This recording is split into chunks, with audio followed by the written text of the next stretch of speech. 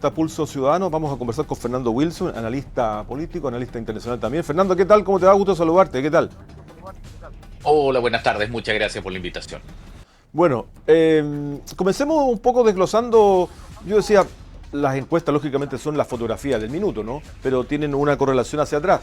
Se convierte en una película, ¿no? Que uno puede ir Mm. viendo qué ha ocurrido en efectivamente la anterior encuesta. ¿Qué detalle encuentras que hay que destacar en esta última de Pulso Ciudadano, donde Evelyn Matei obtiene un 23,7%, baja un 0,6%, y José Antonio Kast está en un 12,1%, más sube 1,5%, y Johannes Kaiser un 11,2%, entre los tres principales nombres, ¿no? A ver, en términos generales, todos los movimientos se dan dentro de los márgenes de error de la encuesta. Ahora, la Pulso Ciudadano en general ha demostrado ser bastante precisa y tiene la ventaja de que al operar sobre la base de encuestas mensuales permite tener un horizonte de mayor perspectiva que otras encuestas que se hacen semanalmente y que de alguna manera quedan un poco atrapadas en la estática. Para poder mirarlas en ese caso hay que verlas con mayor extensión. Ahora, no se ven cambios particularmente sustanciales en el margen. eh, José Antonio Kast vuelve a subir y supera ligeramente a Johannes Kaiser, pero la posición general de los distintos candidatos se mantiene estable en términos relativos, en relación a ellos mismos, y de alguna manera todo el proceso está a la espera de la confirmación de los candidatos a la primaria de la izquierda. Reportes de prensa que plantean que esta semana sería proclamado Gonzalo Vinter por parte del Frente Amplio, que Janet Jara sería proclamada el 5 de abril por parte del Partido Comunista. Todo ello nos apunta a la existencia de una serie de liderazgos ausentes, entre comillas, que son fundamentales para poder hacer el análisis del caso. Claro. Ahora, ello no altera el hecho de que la sumatoria de los votos de derecha, por más que en términos estrictamente estadísticos ello no sería apropiado, muestran digamos, superan holgadamente el 50%, lo cual de alguna manera mantendría la condición expectante, sobre todo pensando en segunda vuelta. Exacto. Ahora, desde el punto de vista de la realización de una primaria de la centro-izquierda, lógicamente, y la ausencia de primaria en la centro-derecha, ¿podría afectar de alguna manera la percepción pública? Es decir, ¿se llegaría a primera vuelta con tres candidatos desde la centro-derecha? A ver, es que el hacer una primaria es algo cuando menos discutible, en términos de que sí, efectivamente provee cobertura de prensa, provee una oportunidad de presentación de las ideas centrales de los distintos candidatos y de alguna manera genera algún grado de disciplina, aunque no más sea forzada, digamos, de concurrencia a urna finalmente para la primera vuelta en noviembre. Sin embargo, las primarias tienen a la vez el costo del fuego amigo. Son fratricidas y por lo tanto, muchas veces si son primarias demasiado ácidas, demasiado agresivas, terminan envenenando el ambiente dentro de la coalición que las efectúa y terminan generándose situaciones particularmente dramáticas. Tenemos el ejemplo del famoso debate entre Sebastián Piñera y Manuel José Osandón, donde Osandón trató a Piñera de que no lo habían declarado reo por lindo. Y por el contrario, tenemos ya los primeros cruces agresivos entre Janet Jara, que ni siquiera es candidata aún, y Carolina Toá, cuando le dijo Jara le recordó a Toá su vinculación con SQM y que ello les producía problemas. Por lo tanto, hay que tener cuidado con estas herramientas. La verdad es que más vale no tener una encuesta a tener perdón, una primaria a tener una mala primaria. Sí. ¿Y qué es lo que es una mala primaria? Bueno, primero una no competitiva, donde hay un candidato que evidentemente es el triunfador y va con un acompañamiento irrelevante, o por el contrario aquella donde hay candidatos demasiado competitivos y buscan perfilarse a través de la agresión o el combate. Sí. Digamos, las primarias son un trago que hay que tomar con prudencia. Sí, siempre deja herido, ¿no? Deja secuela una primaria. Es que ese es Mm, exactamente, ese es el problema, y deja más herido. aún cuando tú Mm, vas a tener una primaria que en el caso de la izquierda va a ser probablemente muy poblada, muy concurrida, vas a tener a Carolina Toá, eventualmente podrías tener a Vlado Mirosevic y a Jaime Mulet, a pesar de que las últimas horas se ha estado sabiendo que particularmente en el caso de Mirosevic tendría problemas en términos de que el Partido Liberal no está reconocido, no está inscrito nacionalmente. Pero al final del día, solamente con el trío de Winter, Jara y Toá, ya tienes una combinación bastante potente en la cual los planteamientos de los partidos son muy divergentes. Por ejemplo, por más que Janet Jara haya sido ministra del gobierno, sea ministra del gobierno de Gabriel Boric, para ganar o para capturar el voto comunista, que es un secreto a voces que favorece la opción de Daniel Jadwe, va a tener que tomar posturas de izquierda más duras, lo que significa antagonizar con el planteamiento de Carolina Toá, y Toá, que ya ha expresado sus dificultades o su distancia. Uno podría incluso adivinar un pseudo veto a eventualmente concurrir a una primaria con mm, Daniel Jadwe. Por lo tanto, la verdad es que yo no sé hasta dónde sea tan conveniente tener esa primaria. sí, eso por un lado. Quería preguntar también por esta cantidad de candidatos independientes que están surgiendo a la presidencia. Ujú. Lo que hace, yo no diría que banalizar, pero con un piso de cuánto, 35 35.000 mil firmas. firmas, ¿no? Y con un número importante de independientes. ¿Qué lógica persigue esto y cuál es el rumbo que podría tomar de aquí a 8 meses? Claro, hoy día en la mañana entiendo que ya iban en 230 y fracción. La verdad es que el sistema es tan fácil que es Mm, simplemente inscribirse y se convierte básicamente en una morada.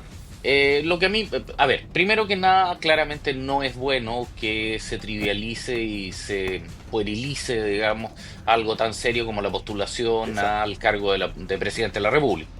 Por otro lado, me tranquiliza el hecho de saber que, por ejemplo, la enorme mayoría de los candidatos no tienen ninguna firma o tienen firmas en un solo dígito, 3, 4, 5. Eso significa que de ahí a buscar las 35.000 se vuelve prácticamente imposible. Y realmente, si tú multiplicas 35.000 por 240 y fracción, ya llegas a cifras de millones y claramente se hace inviable. La verdad es que de esos candidatos dificulto que más allá de dos o tres tengan alguna posibilidad real.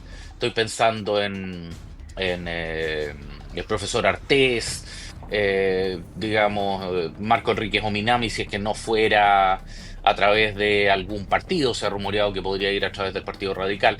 Incluso podría ir a la primaria de izquierda, lo cual claramente convertiría esa primaria en un campo de batalla bastante complicado e impredecible. Y algún otro personaje que surja de la nada, algún candidato de partidos de ultraizquierda. Bueno, ya se planteó que el partido trotskista, digamos, revolucionario de los trabajadores de la familia Totoro, no va a poder presentar candidato porque no está inscrito en todas las regiones.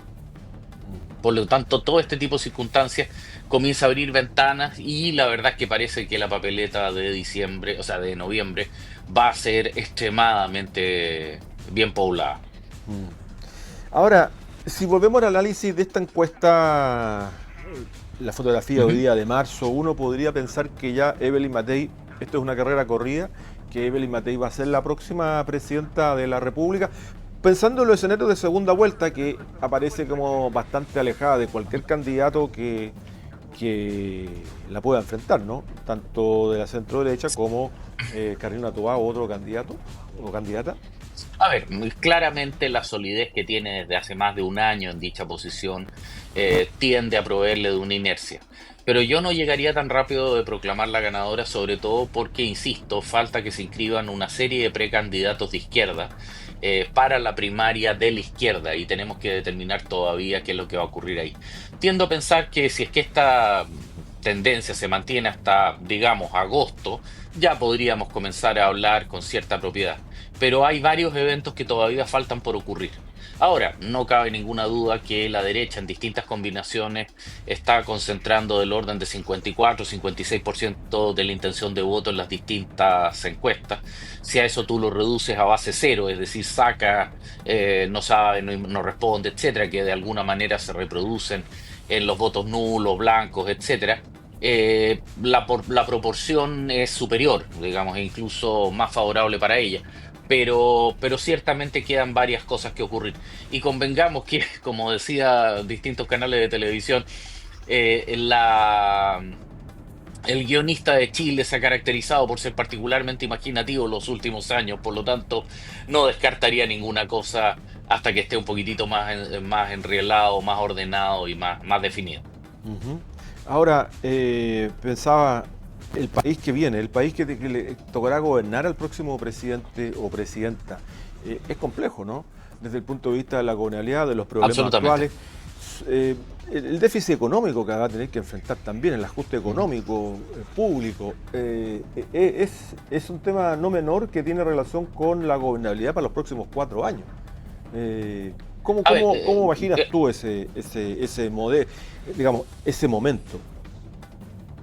en términos centrales, el primer desafío que tiene el próximo presidente es la vieja combinación, que en términos académicos se define como la combinación de estados de orden y progreso. Es decir, tiene que garantizar seguridad y proveer crecimiento económico.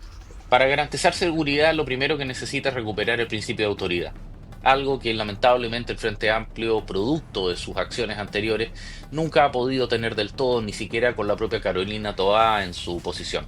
De alguna manera, siempre se ha planteado que el preopositor al presidente Boric fue el diputado Boric.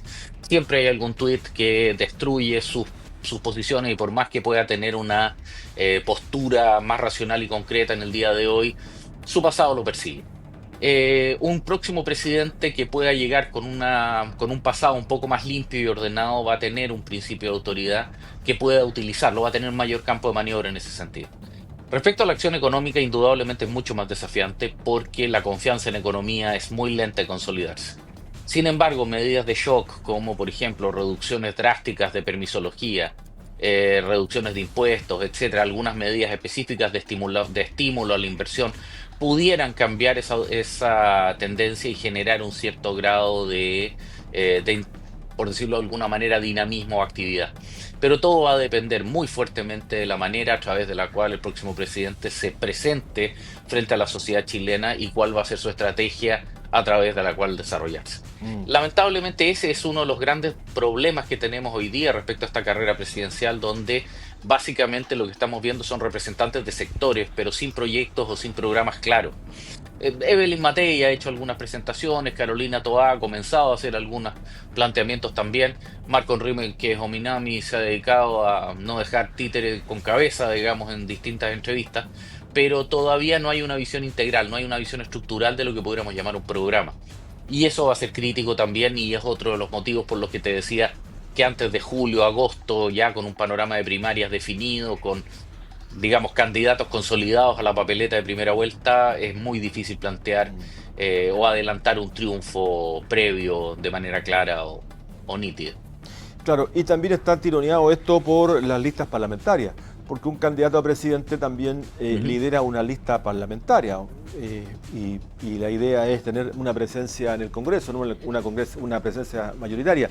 Y ahí republicanos, por un lado, tiene un papel con Kast que me imagino no va no bajar de lado, digamos, de ir a una primera vuelta y tener la posibilidad de... Lo mismo está pasando en otros sectores, por eso Frente Amplio también está levantando un candidato a una Una primaria, candidatura. digamos, una candidatura, claro. Lo lógico habría sido aunar en torno a toda la centroizquierda, cosa que no está Exacto. ocurriendo desde el PC, desde el Frente Amplio. Ojo con eso, porque la lista parlamentaria es un hito muy importante a construir para los partidos. Absolutamente, y como ha quedado claro en los últimos tres gobiernos, digamos, desde la reforma del sistema político de Auti, Peñilillo bajo Bachelet II, al final el que controla o más probablemente el que tiene capacidad de veto en la Cámara Baja en específico, en la Cámara de Diputados, es de alguna manera quien puede trancar e impedir el gobierno de quien controla el Ejecutivo. En esa situación, claramente la captura del Congreso, la construcción de una estructura de coaliciones viables, es extremadamente desafiante. Y ahí es donde un análisis de la elección municipal del año pasado entrega señales bastante particulares que, en mi modesto entender, no han sido recogidas con suficiente interés. De alguna manera, el éxito que tuvo la derecha sobre las derechas en las elecciones tanto de cores como de concejales, plantean que debería tener un buen resultado en términos parlamentarios. Y en ese sentido, ya trabajos tempranos, digamos, respecto a las listas parlamentarias de senadores y de diputados en la región, mostrarían que efectivamente hay un spread de candidatos de derecha bastante competitivo. Recordemos que nuestra región está en muchos sentidos binominalizada, digamos, de alguna forma existe tradicionalmente, y las encuestas parecieran sugerir, que se mantendría la claridad de dos cupos de los cinco para cada bloque y con un quinto en disputa. Y ahí viene el gran debate de quién logrará conseguir ese cupo. Los republicanos, digamos, tienen buenos candidatos. La derecha en la NRN y la UDI están haciendo distintas combinaciones. Diputado Longton, diputada Flores, eh, diputado Celis, la ex diputada Hoffman. De la misma manera la izquierda está debatiendo si se presenta o si se absorbe a Jorge Sharp. Están los diputados Brito e Ibáñez también desde hace mucho tiempo. El propio Ignacio Latorre quiere ir a la reelección. Por lo tanto, tenemos también un escenario muy revuelto y que probablemente convierta a la quinta región en el escenario más competitivo tanto en elecciones senatoriales como de Cámara de Diputados. Sí, es un momento complejo. Bueno, Fernando, le agradezco mucho el Ujú. contacto, ha sido muy, muy claro a propósito de lo Por que ha favor. ocurrido con respecto al tema presidencial. Vamos a seguir comentando porque esto es un proceso largo, todavía no hay definiciones. La primaria, la inscripción es a fines del mes de abril, o sea, estamos ya en fechas de inscripción. En tierra derecha. Ahora, en las parlamentarias la cosa es un poquito más allá, es a fines de mayo, y el panorama político a fines de abril y durante mayo va a ser extremadamente entretenido a los que nos interesa la política. Exactamente. Fernando, muchas gracias, que esté muy bien. Por favor, muchas gracias a ustedes, que estén muy bien. Son las 19:24.